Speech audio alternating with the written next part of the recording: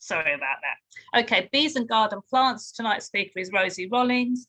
Rosi Rollings spent most of her career in financial services, but now runs a plant nursery, rosibee.com, that specialises in growing plants to attract bees and other pollinators to your garden. She's also spent many years researching which plants attract which bees. I'm going to hand you over to her now, so I'm going to stop sharing my screen and over to you, Rosi. Thanks, Maria. Good evening, everybody, and thank you very much for joining this talk. That's okay, I'm just going to share my screen immediately and get straight into it.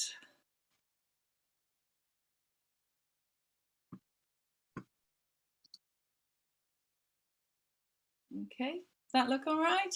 That looks fine, yep. Okay. Thank you for the introduction. That was lovely. What I'm going to cover tonight is a little bit of my background and how I stumbled into what I now do. And I'm going to talk a bit about insects and the threat they're under and why that matters before moving on to talking about bees and the research that I started doing in about 2014, and finally get on to talking about which plants I recommend you add to your garden if you don't already have them. So that's a picture of me in a field in about 2011. At that point, I'd been in financial services for 20 odd years. And along the way, you know, you buy houses and they come with gardens. And I'd managed to get the bug. I'd managed to get the bug for not just gardening, but particularly propagating plants.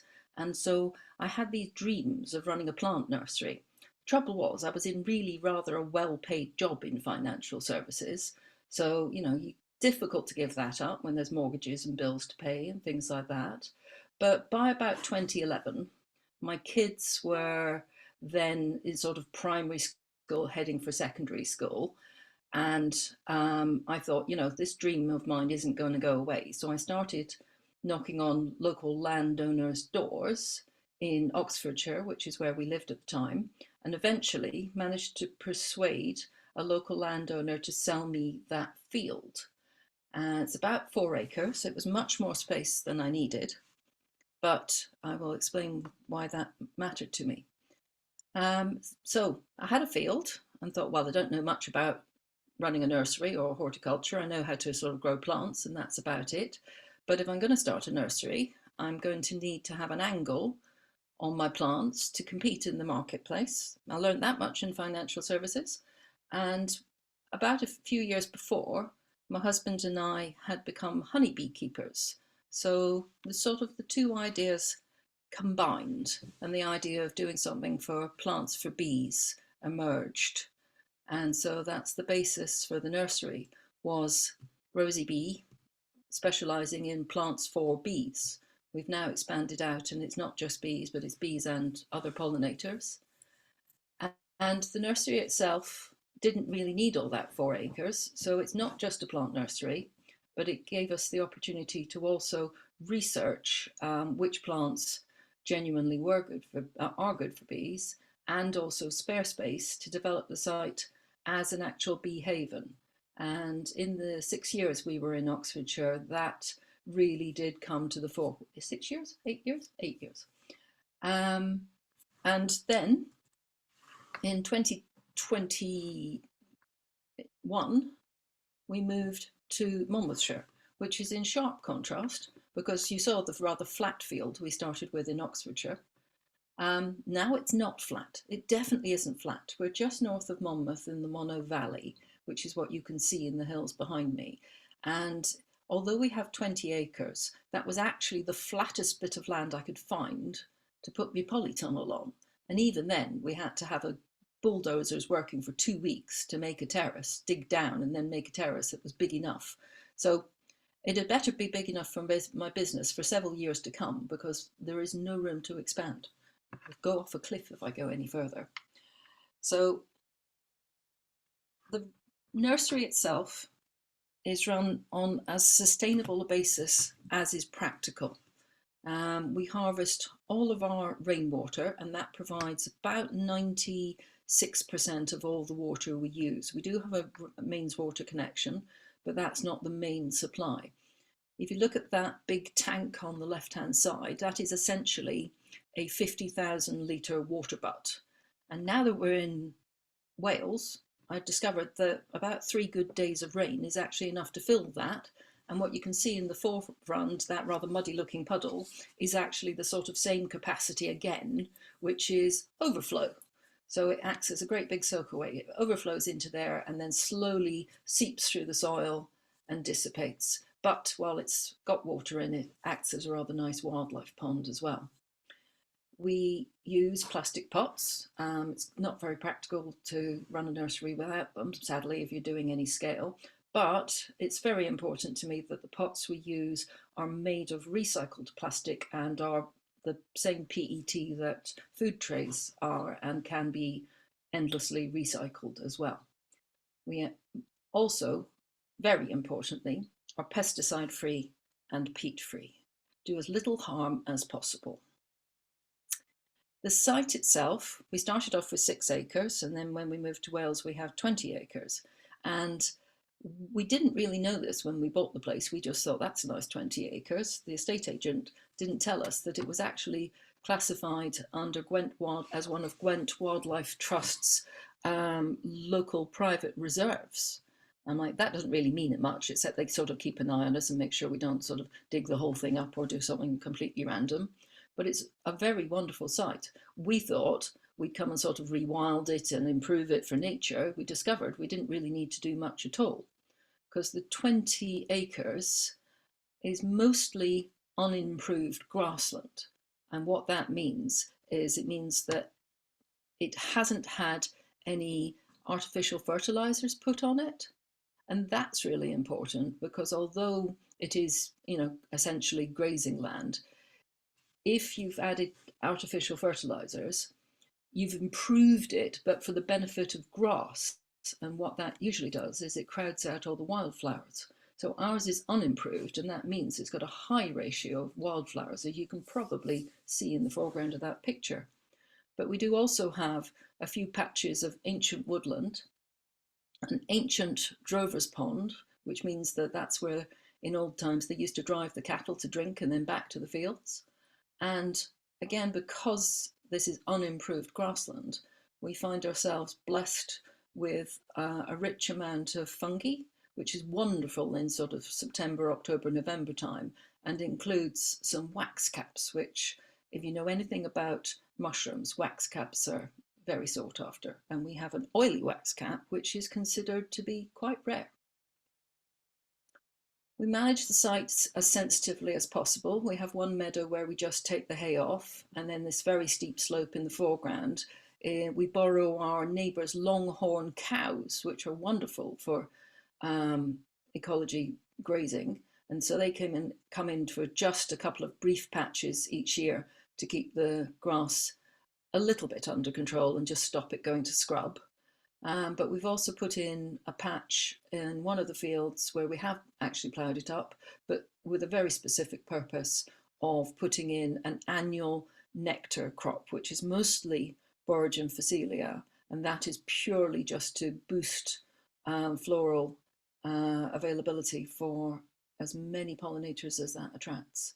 But we're also doing fun things like putting in dead hedge instead of wire fencing in a couple of places, just more sustainable ecologically. Still seems to work very well to keep the sheep in.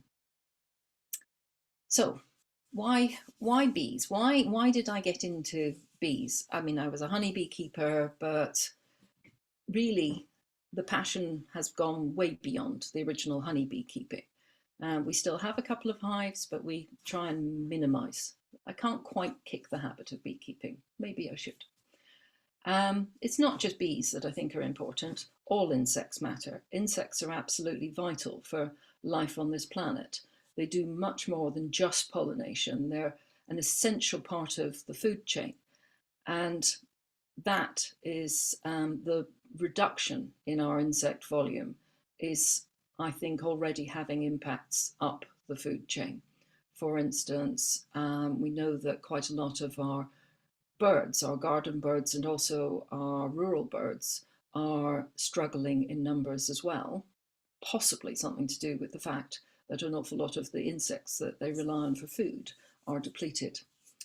There was an analysis done in 2019 that tried to quantify what was going on globally in the world of insects. And because it's very difficult to study insects, it's very difficult to get quantification. But they've pulled together research from various different places in the world, really good, robust studies. 73 of them they pulled together. And they found that a shocking 40% of insect species appeared to be threatened with extinction. At that time, there were news articles going on that said insect Armageddon, I think was the term that was used in the headlines. And that was from this report. And there's definitely indications of not only species going extinctions, but the mass of insects is reduced. BugLife has just released their most recent data. Every year they do a splat count of people, put a little grid on their car registration number on the side, and then count how many insects are caught on that when they're doing certain journeys. And the latest figure says that on that, which is obviously counting just flying insects, but from 2004 to now, a 63% reduction in the total volume of flying insects. The most impacted seem to be Lepidoptera, which is butterflies and moths, Hymenoptera, which is bees, wasps, ants and sawflies, and also dung beetles. And I think a world without dung beetles might be a bit of a problem. I certainly think that when I look at my neighbour's fields, this is the guy with the longhorns, but he manages his small herd in quite a traditional way. And I suspect he proactively gives them antibiotics because there are no dung beetles in his dung on his site. And there is quite a lot of dung that he has to then get out and harrow and spread. When they come onto my site, I have sometimes found some dung beetles in their cowpats, but so it's obviously not constantly being fed with antibiotics, but it is a worry. Anyway, the main cause of this loss of insect life is habitat loss. Yes, there are issues with agrochemical pollutants, invasive species, and climate change. But habitat loss is the main thing, and the main driver of that, of course, is intensive agriculture. Examples of that are the 96% loss of, sometimes called our hay meadows, wildflower meadows, whatever, natural meadows where we used to, in a less intensive way, graze our animals and then remove them and let the meadows recover. And things like our farmers used to not use chemical fertilizers, so they used to do crop rotations, and part of those crop rotations was periodically to plant a clover ley, as it was called, and then that gets ploughed back into the soil, not only to improve fertility, but to improve soil structure. Well, that practice went sometime after the Second World War as chemical fertilizers came in. So those are just some examples. And pollinators. I just want to talk about what pollinators are before I move on to talking about our research and plants. Pollinators are more than just bees. Pollinators are also butterflies and moths, hoverflies, flies, and even beetles, non-flying insects that would simply crawl from one flower to another, sometimes taking a certain amount of pollen with them. And that's the definition of a pollinator. It's any insect that will take pollen from one flower and spread it to another flower to fertilize that flower and allow it to grow seed and to therefore reproduce the plant, for allowing the plant to reproduce. Interestingly, larger insects and the ones that fly or move further are the most efficient pollinators, because larger, you're going to collect more pollen over your body, and further flying means that instead of just pollinating the flower next door that might still be on the same plant, you're flying to a similar plant that might be half a mile away, and therefore you're spreading the plant's DNA much further, which is much better for the plant in the long term. Being fluffy also makes you an effective pollinator, and bees definitely score there. If you look at these pictures here, you can definitely see the bumblebee in the top picture is noticeably hairier than the hoverfly in the bottom picture. And the hoverfly is hairy, but much shorter hairs. But if you're hairy, you're going to pick up a lot more pollen and have a lot more opportunities to take that with you onto another plant. A point on honeybees. A lot of people think that when they've heard about bees being under threat, that includes honeybees. I'm sure there are honeybee keepers in this audience. As far as I can tell, and quite a lot of other people have looked into this as well, honeybees are the exception to the rule. Honeybees are not under threat. In the UK alone, there are 40-odd thousand honeybee keepers. And the fact that there's 40,000 people looking after essentially a domestic farmed creature is why they are not under threat. There are some other reasons, I think, and which is, I think that honeybees are so organized and so smart that actually if there are food shortages, honeybees probably outcompete wild bees for food. So when I talk about bees and insects being under threat, that does not include honeybees. So what other bees have we got in the UK? Not honeybees, not just honeybees, no. Well, there's about 270 different species of bee in this country, and by the way, about 3,000 species worldwide. Honeybee is one of those species, and the rest are sort of loosely referred to as wild bees, meaning we don't keep them in boxes and farm them and they don't produce honey. They can be further divided into two very loose groups, one being bumblebees and the other being solitary bees. Bumblebees are a social insect like honeybees in that they will live in a colony and they have a queen and they have males to make the queen and they have workers. So they have an organized structure of different people doing different jobs, different people, different bees doing different jobs, over association. Solitary bees, on the other hand, the female, and there will be a female and the male, but there's no queen and there's no workers, just a female and a male, and they will meet, they will mate, male then buggers off, and the female will then on her own go and lay eggs, feed them, prepare them for overwintering with pollen, and she will then leave them to get on with their own development, but she will do that rearing for a 6-week period of her life on her own. She might do it in parallel with a lot of her sisters, but there is no teamwork in the rearing of their offspring. If you're interested in beginning to identify more bees in your garden, or if you see them around and about, I would start with bumblebees, simply because they're much larger, they're easier to spot, they buzz quite loudly, which draws your attention to them, and there are only about 25 species in the UK. By the way, when I'm saying about, when I'm talking about these numbers, it's because over time they tend to fluctuate. Sometimes one may have gone extinct, and sometimes there might be a new arrival that comes across from the continent. So these numbers are not absolute. 25 species of bumblebee that are recorded at the moment, of which 7 are common and are found pretty much all over the country. 11 slightly less common or rare. There's one that's actually been reintroduced, having gone extinct, and that's the short-haired bumblebee in a very successful project down in Kent. And 6 of these bumblebees are cuckoo bumblebees, which, as the name implies, they actually predate on other bumblebees who get them to rear their eggs for them. Just some pictures of the most common ones. Number 1 is a red-tailed bumblebee. That's not too bad, is it? It's a black bee with a reddy orange bum, red-tailed bumblebee. Number 2 is a tree bumblebee, and these ones quite often, if they can't find a hole in the tree, they're quite good at taking over bird boxes. If you've had this happen to you, then don't worry, because they will only nest in the bird box for the season, for the summer season, and then in the winter they will vacate that and you can take your bird box down and clean it all out and put it back up again, and the chances are they actually will not return. They'll find another nest next year. Number 3 is one of our very most common bumblebees and one of the largest ones as well, and that's a buff-tail bumblebee.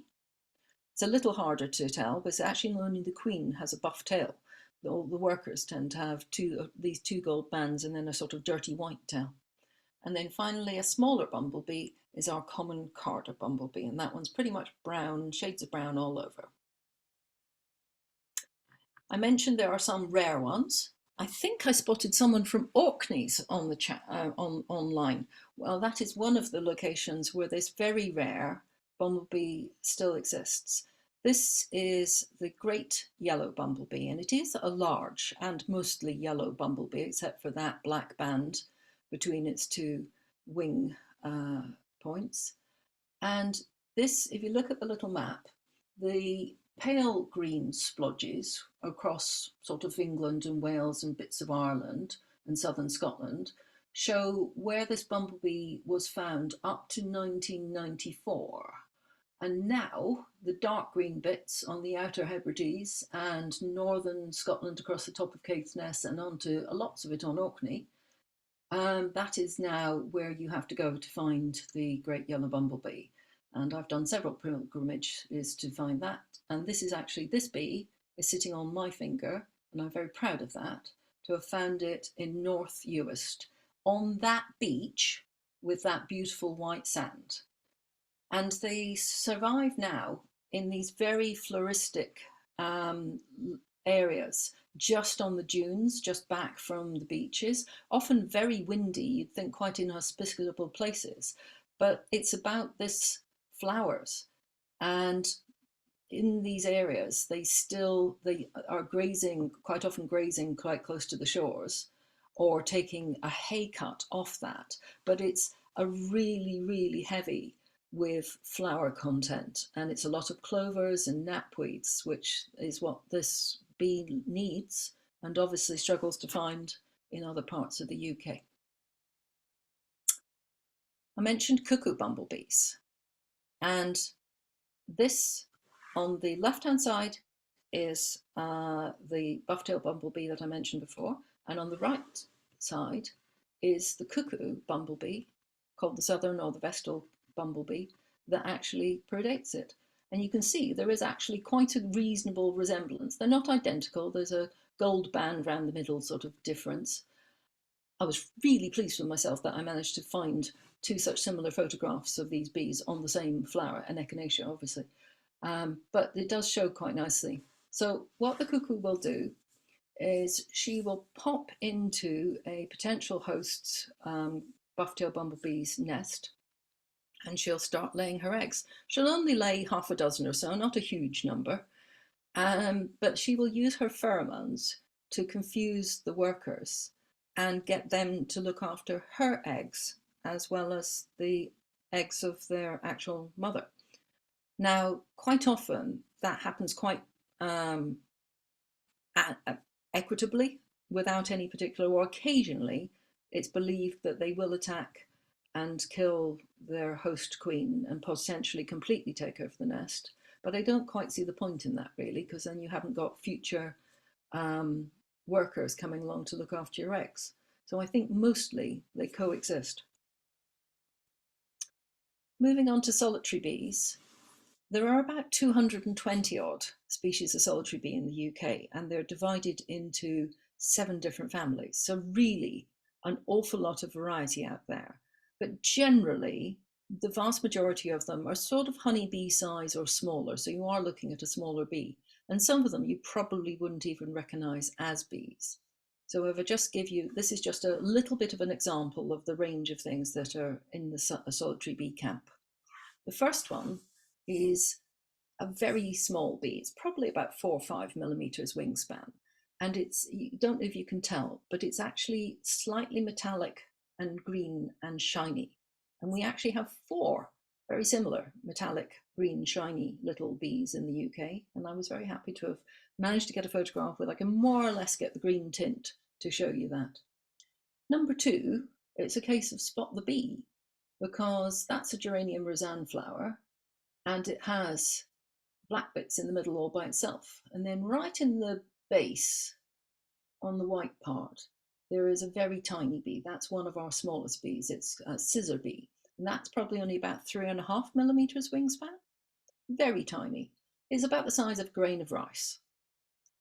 Number 3 is there's a lot of solitary bees that have this sort of appearance and could be mistaken for a honeybee and are not dissimilar from honeybee in size. But this is actually an Andrena mining bee. There are, I forget, there's 37 different species of them, or is it 60? A lot of them. Sorry, I should check that number. And then finally, number 4, you would be forgiven for thinking this was a wasp, not a bee at all. And in that Hymenoptera family, bees and wasps, ants and sawflies, they are all in the same category. And you can actually see the very close relationship that this bee, somewhere in terms of evolution, has had with wasps. So it's got these very clear black and yellow stripes. Some of the members of this family have black, red and yellow stripes, and it's got nice red legs. And that is a nomada bee and is also a cuckoo. So even within the solitary bees, there are cuckoos again. Just to give you a bit more idea, on the right here's a honeybee, and on the left is quite a typical small solitary bee. It's a Lasioglossum. The bees, solitary bees tend to either be cavity nesting or ground nesting. Cavity nesting is something you can actually participate in a little bit by providing houses in your garden for. If you don't already, then I recommend that this is a very easy thing for you to do in your garden to try and attract and look after solitary bees by giving them some accommodation, but it's also giving yourself some entertainment to watch them fill the nests and develop. If you don't already have any solitary bee accommodation in your garden, I recommend this little house affair that you see in picture number 1. You can buy these on Amazon for about 25 quid, and I recommend them way above anything you buy in garden centres. Garden centres sell all sorts of things that have got tubes and bits of pine cone and God knows what else all stuffed in. Those are not official bee accommodation. They are just ornaments for you to fill your garden with. They don't really work. It's quite important that these are not full of glue and other things, and it's also quite good practice to have something where you can occasionally clean the tubes out, if not every year, but certainly every now and again. And so most of the ones in the garden centres is impossible for you to clean the tubes out, really. The reason this little house is my favourite is if you look at picture number 2, you can see that you can take it apart, which enables you to clean it out, or at least it enables you to assess what's going on inside it. You don't do this in the middle of summer. If you want to take it apart and have a look and clean it out, you do it sort of October, November time. That's after the solitary bees have been and laid their eggs, and then the little grubs have turned into these cocoons. If you look at picture number 4, once the grub has hatched, once the egg has hatched and turned into a grub, they then produce themselves a little cocoon, and these little cocoons look basically like coffee beans, and they are highly waterproof and highly protective unless they're being specifically predated by something. If you look at picture number 3 now, you'll see 2 lines of one of the layers of that little bee house. The top row has got some yellow maggoty stuff in, and the bottom has a nice tidy row of those little coffee bean cocoons. And you can see very clearly now the structure that the solitary bee has created. She has gone in with mud and created a back of a cell, and then she has put in some pollen, which at this stage the egg has had, and she lays an egg on the pollen, and then the egg hatches, eats the pollen, turns into a grub, and then spins itself this little cocoon so it can evolve into a fully functioning whole bee inside that cocoon, just waiting for spring. So the solitary bee mother will have repeatedly done this, creating these cells and putting a mud wall between each cell. But while she was after she'd laid an egg and before she came back with the mud to seal up the cell, what's happened in the top layer is that a solitary wasp has come in and decided to lay her eggs in there as well. And of course, you guess which ones emerge first. Ground nesting bees. Ground nesting bees, all they need is bare soil. And gardens are quite good places for bare soil because gardeners tend to do weeding around their borders, and in between herbaceous plants in herbaceous borders tends to be bare soil. We're quite good at keeping the grass out of the borders and keeping that on the lawn.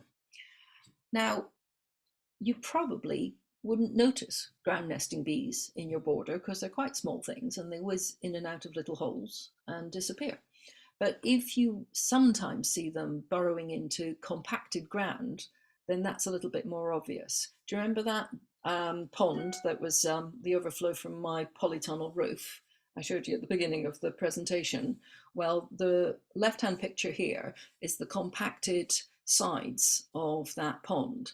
And the first year we were here, I suddenly saw these little molehills sprouting up from the compacted soil. I say little, they're probably about 1.5 inches in diameter, so they really are quite small, so 3-4 centimeters. But if you look closely, then you see a little hole in the middle of this molehill, and if you're patient enough to sit there, as I did, then you do see these little small bees coming and going. They can actually quite happily burrow into really compacted soil, like on tracks where, you know, on bare ground, or footpaths, mud footpaths. And sometimes in spring, you suddenly see these tiny little molehills and you go, oh, must be some bees. Couple more pictures. And then there's one particular ground nesting bee that has really got going in the last few years, very successful. This is another immigrant. It's only been in the country for about 20 years since it came over from France. This is our ivy mining bee. It's again about a honeybee size thing, so about a wingspan of about 9-10 millimeters, something like that, about a centimeter size bee. Very smart, black and yellow stripes on its abdomen, as you can see there. Now, these ivy mining bees are the last of the solitary bees to emerge in this country, and they don't emerge from their cocoon state until end of August, beginning of September, because their entire life cycle has been evolved to coincide when wild ivy flowers. So they wait until it's flowering before they emerge. Now, although they are solitary bees, they quite often nest in quite big aggregations, which means that one bee's decide, oh, well, if she thinks it's a good spot, I'll nest there too. And they can end up with hundreds of them in the same spot, which can sometimes be a little alarming for people who think they're honeybees, but they're not. They're solitary bees and they won't sting. By the way, good point to mention, solitary bees, the females do have the anatomy to sting, but it's not in their interest because that's the end of their bloodline. But also, most of them are actually too small to penetrate human skin, so you'll never get stung by a solitary bee. And lastly, there's a couple of real oddities. Snail nesting bees. This is one of our 2 snail nesting bees, a beautiful black and orange bee. And she will, exactly as we saw before, use mud to divide up the cells, but instead of having a nice straight tube, she uses a snail shell. But not only that, she knows that blackbirds will come along and peck at snail shells and look for a nice meal. So after she's laid her eggs in the snail shell, she will carry strands of dried grass and make a little teepee over the top of it to hide her snail from the blackbirds and protect it. And that's what you can see on the right-hand picture. So you've got a little teepee that's probably about 5 centimeters across. Why do we need all these bees?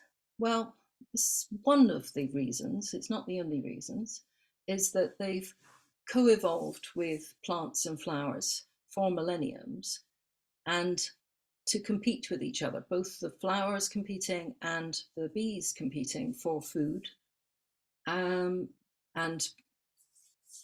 procreation. They've co-evolved, and one of the simplest reasons why different bees need different plants is they have different tongue lengths. And they've evolved to have from about a 4 millimeter tongue length up to bumblebees, worker bumblebees, up to about a 12 millimeter tongue length. So some bees can reach into long flower tubes and some bees can't, and they'll need either short flower tubes or very open accessible nectaries. And this is the example that breaks all those rules, because this is a red hawk poker from South Africa that clearly has very long flower tubes. There's not a hope in hell of even a buff-tailed bumblebee with a 12 millimeter tongue getting their tongue down into the nectary. So what she's doing here is she's cutting a hole at the top of the tube and going in round the back. This, moving on now, is our research on which plants are best for bees. When I started the nursery, I really didn't know the answer to this question. So I went online, as you do, and started researching which plants are best for bees and found lots of different sources, but they didn't agree. And they mostly seemed to be quite anecdotal. So I wanted something that was a bit more quantified. That would be my financial services background, probably. And so I started planting the plants and observing them and taking note. And then I joined up with Sussex University, who were doing something similar, mostly with lavenders. And so I took their methodology, which is to plant your study plant in a square meter of ground, you let it mature, and then throughout its flowering season, you come along at least once a week and very quickly, like a snapshot, count how many bees are on that square meter of that plant right now, and also work out roughly, if you can, what species you've got and note some other contextual pieces of data. I did that in a very systematic way for 6 years and got through about 117 different plants tested.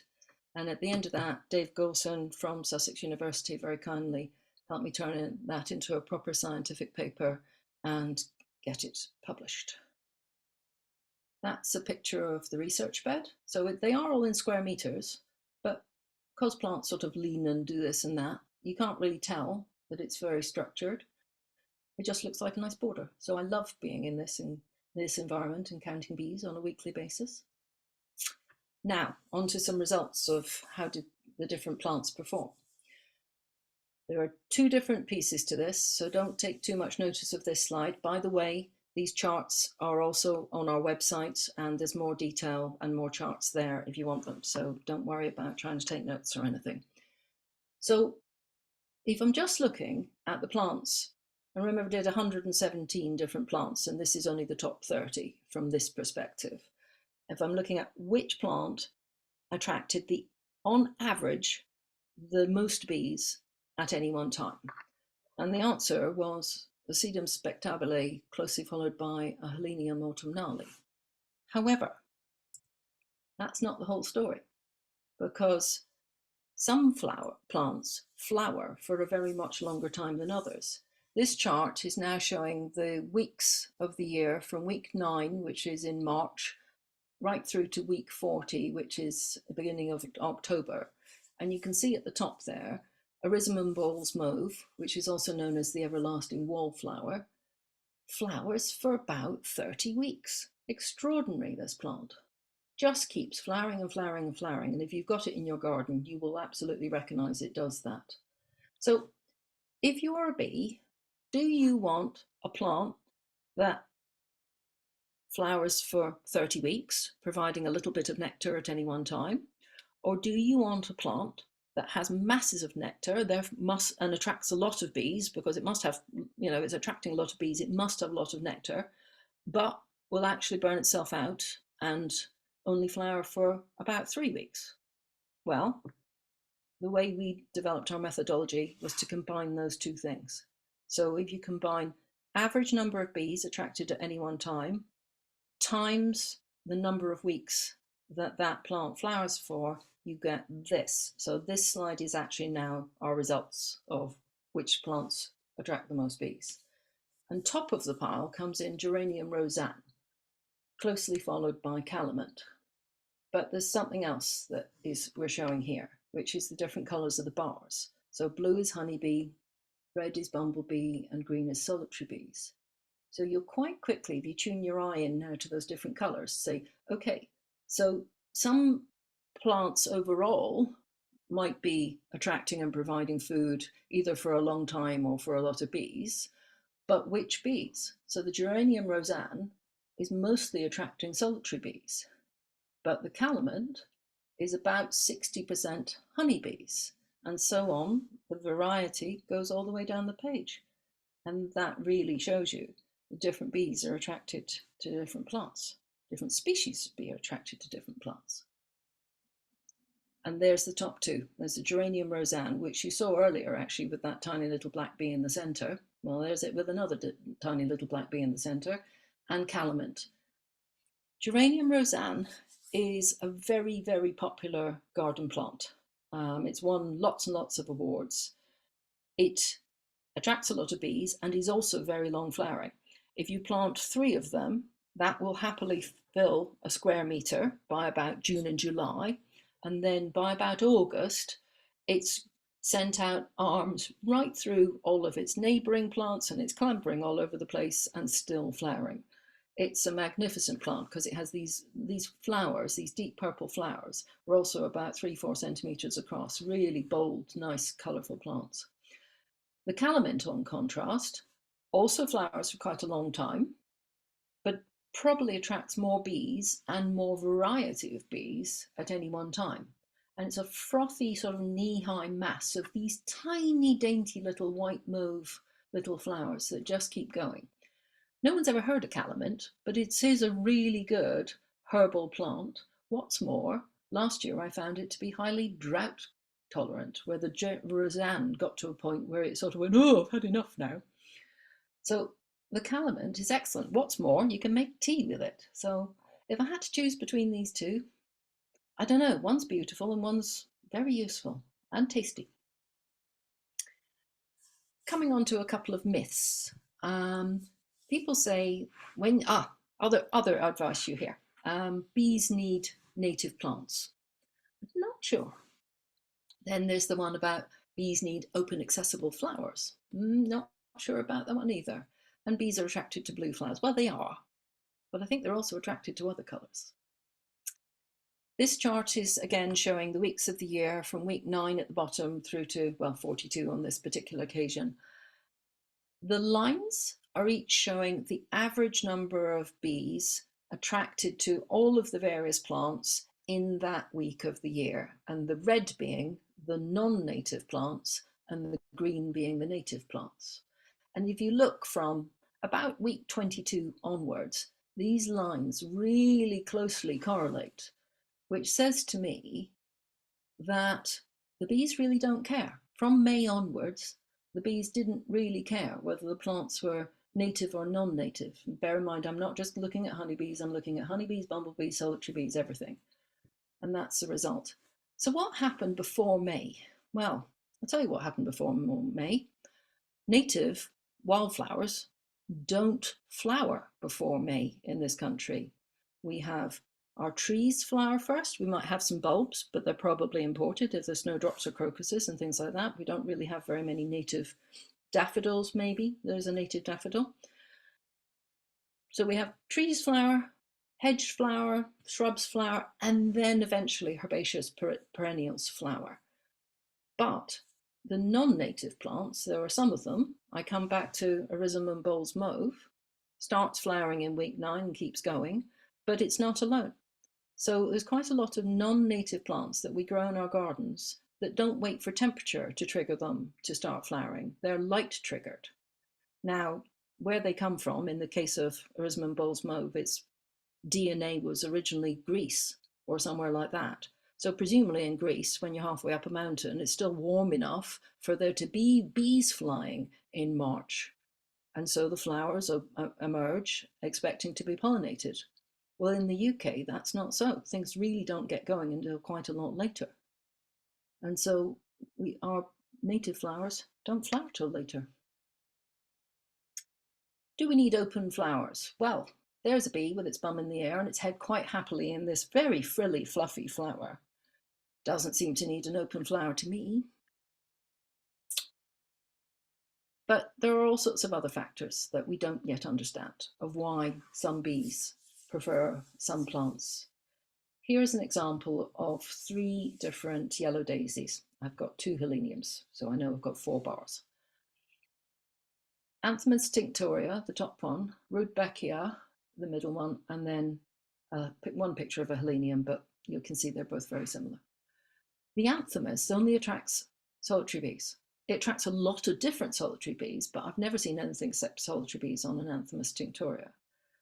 But in contrast, the heleniums both attract a lot of honeybees and, yeah, a few bumblebees and also quite a number of solitary bees. But if you look at them, they're 3 yellow daisies. Clearly, they've all got the same accessibility in terms of very short central nectaries on that cone shape in the middle. It's not very obvious why one would attract different bees to the other, not in a structural way. So my best hypothesis is that the profiles of the nectar will be different between these plants. Each nectar is made up of a mixture of fructose, sucrose, and glucose. And so that's probably what the difference is, but more research required. Finally, so in your gardens, what should you make sure you absolutely have to be supporting bees in your gardens? Well, if you want to support honeybees, these are my top 4 recommendations. That sedum spectabile that attracts masses and masses of bees. Well, they're mostly honeybees. Only flowers for about 3 weeks, but it flowers in September and it is glorious when it's in flower. The heads actually stay with a good colour long after they've kind of gone over and stopped producing nectar and pollen. So it's well worth it. Sorry, I'm going clockwise from the top left. Moving across to the top right, oregano. Any oregano, and by the way, oregano is not just good for honeybees, it's good for solitary bees and bumblebees too, but happens to be sort of 60% honeybees in our research. Any of the oreganos, nice to have in your herb garden, but please let it flower because the flowers are very useful. Coming down to that reddy yellow one, Helenium autumnale. When I first started on this journey, I was very fortunate that I stumbled on a species version of Helenium. They're typically, you can get Heleniums in the garden centre and most of them are, almost all of them are good for bees, but the Helenium autumnale, which is the species version, seems to be slightly better. And I think that there's a theme in there sometimes too. And then back to the calamint. For bumblebees, if you want to particularly encourage bumblebees, then that top red one is Anortia macedonica, but it's a member of the scabious family. Any scabious, wonderful for bumblebees, and also wonderful for photography of bumblebees as well, because the flower tends to face up to the sky, so you can, and the bee tends to walk from one nectary to the other, circling round, so stays on the flower for quite a long time. So you can get your camera nicely focused and get lovely photographs. Then moving across to the left, catmints. Lots of different catmints out there. I do a tall one, I do a low floppy one, and there are some giant ones, 6 Hills giant things.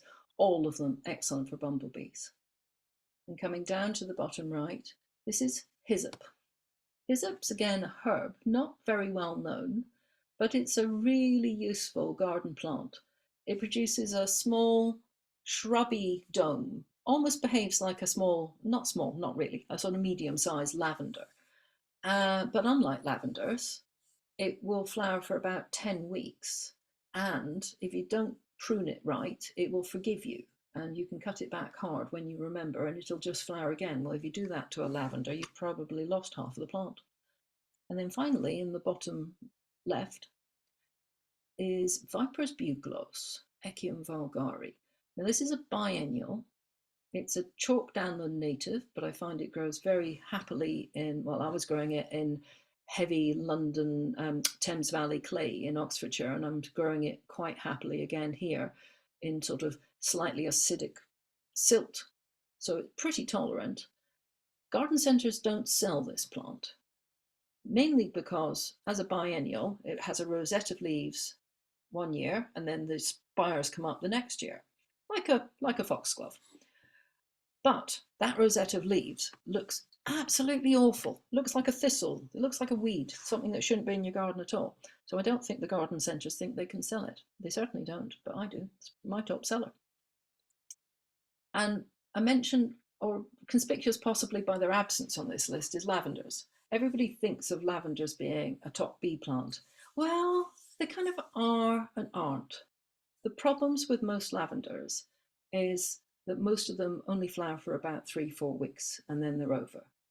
And that's why, although they come out okay in our research, they don't come out top. Lots of bumblebees, but not very long flowering, unless you choose one of the more modern cross hybrids. Anything with an X intermedia in the name stands chance of being sterile. And that sounds like a bad thing, but in this context, it's not, because most of them are sterile, but they produce nectar, but they've got no pollen, so they can't actually ever set seed. But because they carry on producing nectar and can't set seed, nobody's told them, so they keep trying to set seed. And that means that they flower for longer. By the way, that's what's wrong with the Rhizomum boles mauve as well, that everlasting wallflower that flowers for 30 weeks. It does that because it's sterile. No one's told it it can't set seed, so it just keeps drying. Finally, solitary bees. It's difficult to pick plants for 220 different species, but mathematically the research does that. So we come up with, on that top, the yellow cone with the black center is the Rudbeckia. Then across to the blue spiky thing, this is Eryngium planum. And it's another example of a species plant outperforming the more developed versions that the garden centres sell. Garden centres sell some beautiful Eryngiums these days with really blue flowers and really exaggerated bracts, none of which are of any interest for the bees. They are purely aesthetics for us. And this Eryngium planum, being a species plant, has smaller heads, still beautiful and spiky and blue, but they're only about 3 centimeters across, where some of the garden centre ones are probably 5-6 centimeter across. But this one has lots and lots of these smaller flowers, flowers for longer, and attracts all sorts of solitary bees and other things.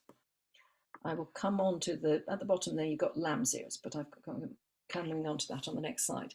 And then finally, Anthemis tinctoria, the other yellow flower on the bottom there, that attracts lots and lots of different solitary bees. A very good, really hardy and reliable garden plant. If you've got rather good soil, it might get a bit big and flop, but the easy way of dealing with that is as it begins to shoot in spring, you sort of chop it in half and keep it more compact. And you'll get even more flowers that way. Lamb's ears, Stachys byzantina, the official Latin name. If you've got this, fantastic. If you haven't and you've got a sunny, dry spot in your garden, please add some in. Not only is it great for bumblebees, but if you're lucky, you will get a wool carder bee that decides to set up his territory for the summer, and he will patrol your patch of lamb's ears, waiting for the girls to turn up. And the girls come to this plant because they rather like their little hairs on the leaves, and they will card, which is why it's called a carder bee, this wool carder bee. They will scrape off the hairs. And in addition to using mud to line the cells of their little solitary bee nests for their cocoons and things, they add in a little bit of this fluff that they seem to think will make their grubs more comfortable. I don't know why they do it, but it's rather cute. And this is a picture of the male wool carder bee. Doesn't necessarily look bee-like. He looks quite aggressive for those spikes on his backside, which he uses for gripping onto the girls, by the way. But he will quite aggressively patrol his patch and attack bumblebees that are twice his size. So yes, can be quite entertaining if you catch one of these. Not catch it, if you spot one of these. So to summarize, my advice for you as gardeners is to try and fill your garden with as many of the right flowers as possible from May till October. That's that period when our herbaceous perennials would have naturally flowered in meadows. And we've lost all them, so gardens are important. It's also important to focus on planting. If you're planting for pollinators, focus on planting in sun. Most of our pollinators simply will not forage in shade. Bumblebees have a certain tolerance for shade because they're bigger and fluffier and can maintain their body temperature, but smaller ones simply will not. So if you've only got a shady garden and want to do something for pollinators, I'm very sorry, but you could at least put up some of those little bee houses. I would recommend you plant in blocks simply because it's more efficient for the bees. If you've got a block of things all in flower together, they can just fly from one to another and it just saves them energy. They get more nectar for the energy they're expelling finding it. So that means probably planting in 3s or 5s or something like that. And then over winter, give some consideration to where bumblebee queens might be hibernating. I've said untidy places here, but actually they're particularly like pots. If you grow in pots and you still have your pots outside, if you just don't empty your pots out until way into spring, please, when you're ready to replant with annuals, will be fine. But also compost bins. Bumblebee queens quite like overwintering in compost bins, so you can resist digging your compost bins over until sort of April time. That would be great. And do go out and buy one of those little bee hotels and enjoy it. And now is not the right weather for most of us, certainly anyone in the UK. You can't really go and audit your garden right now, it's completely wrong. But if we can dream of warm days ahead of us, then sometime May, June, when it's a lovely sunny mild day, maybe just have a wander around your garden and see, have you got plants in there that are flowering the heads off and not attracting any bees? Have you got plants that are attracting lots of bees? What does it tell you about how much pollinator food you are providing and whether you've got the right plants in your garden? We will carry on doing our research. There's lots of ideas of things I want to do. Having moved from Oxfordshire, where I did the 6 years formal research before, now to Monmouthshire, I'm in a really good position to repeat some of that research. So I think I'm doing 3 years. The first year was last year. Now I've got the research bed set up. But I want to be able to do 3 years and then see how things compare. I know there are definitely some differences, but they are subtle. One thing, just even though we only have 1 year's worth of data, I have here the 2 bars. The Maypole is where we live now and Hanny is the Oxfordshire site. And the first thing that struck me is that the mix of bees we have here is different. We have a lot less honeybees and a lot more solitary bees. Don't know what it means yet. We'll carry on, not bringing flowers into the mix. 2 years more counting, and then I'll have some more results. I also want to study the meadow. No point having a beautiful meadow and then not studying it. But I have a suspicion that in spite of having a wonderful meadow, the research bed attracts more bees and more variety. So there's another question to be answered. I'll remind you that we run a plant nursery. We only sell our plants online on the website, and we then send them out by courier in boxes look like this. That's our product. We sell in trays of 3 or 6 to encourage you to plant in blocks. And that's our contact details, rosibee.com. And that's it. Thank you so much, Rosie. That was really lovely. And it made me think of summer. You'll see all those beautiful flowers, yeah, and the lovely sunny days. It's kind of nice on a kind of rather cold, gloomy sort of evening to be thinking about that. Yeah, I wasn't interested in.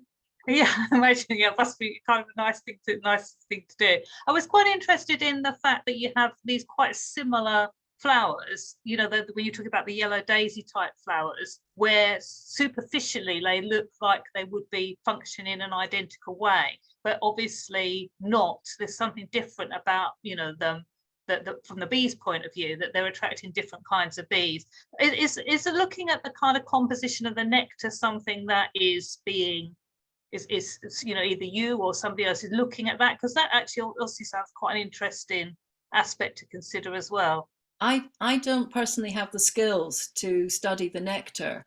If there's anybody on here tonight who does, please get in touch, because my hypothesis is that it's the nectar profiles, but it simply needs some testing. And on the website, if people, so you've got lists of all the you've got quite a lot of information about the research and the lists of plants and recommendations. So if people, because there are a couple of people saying they couldn't kind of scribble things down quickly. Oh, no. Yes, that's why I tell people, don't take notes, just go to the website and it's all the charts are there. That's great. So that sounds well worth exploring, actually. I'm definitely going to spend a bit of time having a look at that myself. Anka, I think there were a few questions in the chat. I know we've run over slightly, but maybe just is there a couple of things that we could pick up? Yeah, I mean, there's one from Kieran who is asking regarding the ground nesting bees, if the bare soil that they have burrowed into is then mulched over by the gardener, say roughly 10 centimeters deep, is it game over for the larva, or will they still be able to emerge? Oh no, they survive anything. Those little cocoons are absolutely amazing, and they'll come up in spring. I would say don't mulch maybe sort of in the middle of summer, which you wouldn't naturally mulch in the middle of summer anyway. But if you're mulching at the end in autumn, it will have no effect whatsoever, nor will weeding. I went to a case once where people had these ivy nesting bees in the ground and were a bit concerned about them. And I said, no, this is what they are. And they said, but we've weeded that bed. We've dug that bed 3 times over this year. So they'd actually been digging the cocoons up, and it obviously didn't make any difference to them whatsoever. Oh, brilliant. And then Ruth was asking about if there was research on shrubs for bees, because obviously you were kind of looking at flowers, but because she's saying her Ceanothus literally hums with bees when in flower. The white buddleia is very popular too, and she gets various hoverflies on ivy flowers. I completely agree with all of that, but I don't have any quantification because my basis was a square meter of ground. And so because shrubs then go 3-dimensional, makes the counting a lot more complicated.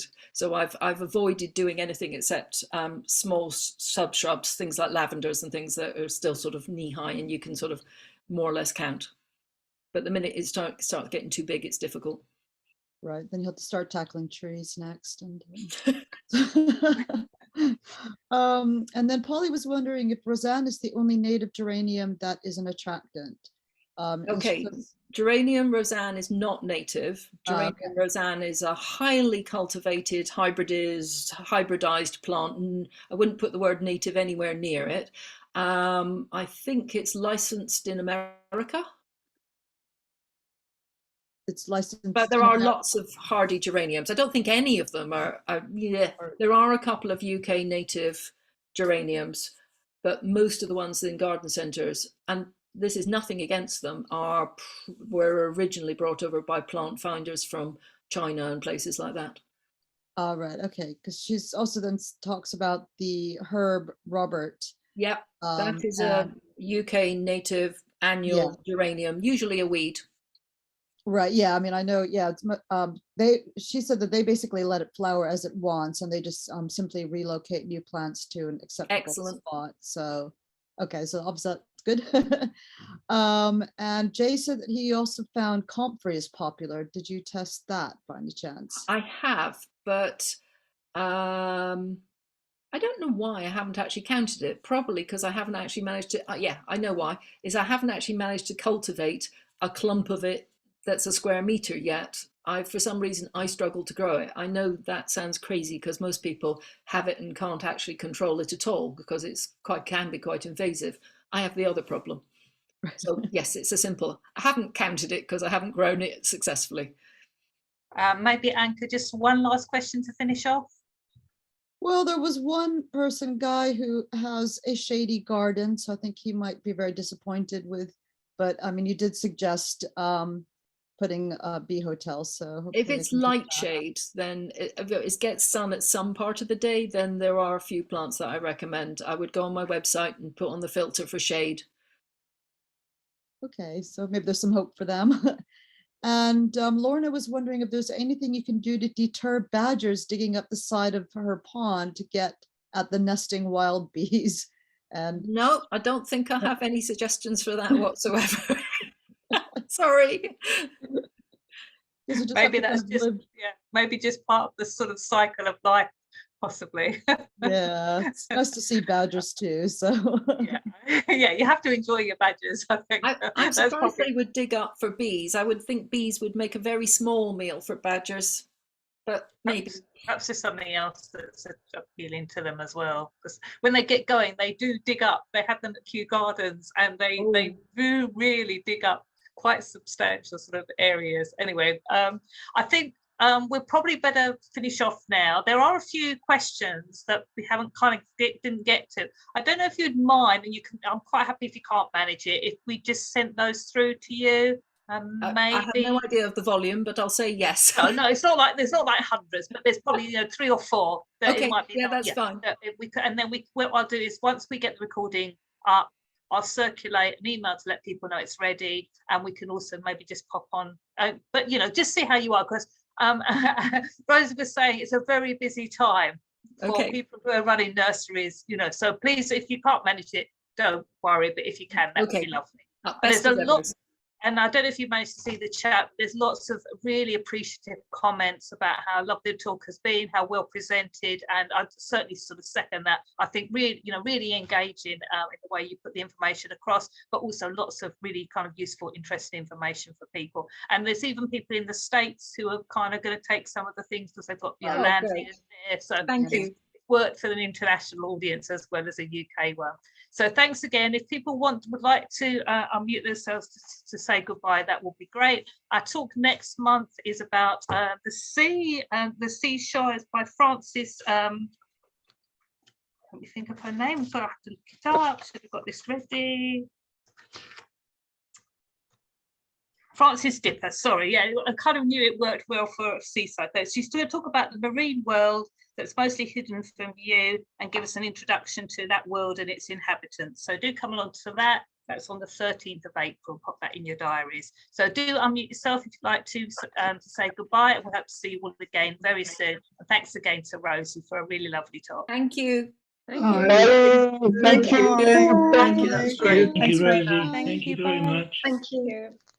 Thank you. Thanks, everyone. There's lots of nice messages in the chat as well. Thank you. Great talk. It'd be lovely going up for people to watch as well. Right, I'm going to stop that recording now because I always forget. There we go.